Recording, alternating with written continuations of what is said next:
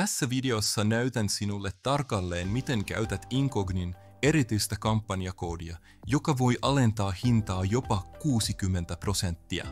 Jos olet miettinyt henkilökohtaisen tietosi suojaamista verkossa, tämä on helpoin tapa saada suurin mahdollinen alennus.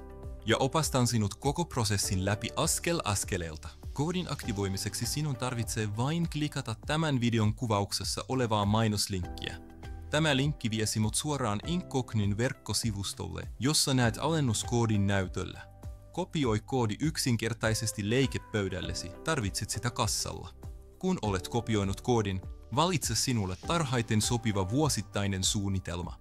Vuotuinen perhesuunnitelma tarjoaa suurimmat säästöt ja suojaa jopa 5 henkilön tiedot yhdellä tilauksella. Mutta voit valita minkä tahansa vaihtoehdon, joka sopii sinulle. Jos haluat edullisimman vaihtoehdon alennuksen kanssa, halvin vuosittainen suunnitelma maksaa vain 60 € vuodessa. Valittuasi suunnitelman siirry kassalle, jossa on kenttä mainoskoodeille. Liitä aiemmin kopioimasi koodi, kärtä sitä ja näet heti hinnan laskevan. Joissakin tapauksissa jopa 60%. Kun kirjaudut Incogni-hallintapaneeliisi, järjestelmä alkaa välittömästi työskennellä taustalla tunnistaakseen, mitkä tietojen välittäjät saattavat säilyttää henkilökohtaisia tietojasi. Pääruudulla näet selkeän patsauksen, jossa on 3 keskeistä lukua.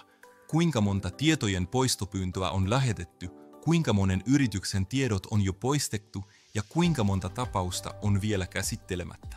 Incogni valmistelee ja lähettää automaattisesti oikeudellisia pyyntöjä puolestasi käyttäen säädöksiä kuten GDPR ja CCPA, joten sinun ei tarvitse ottaa yhteyttä näihin yrityksiin itse. Jos haluat palauttaa yksityisyytesi verkossa, klikkaa kuvauksen linkkiä ja nappaa erityisalennuksesi Incogniin.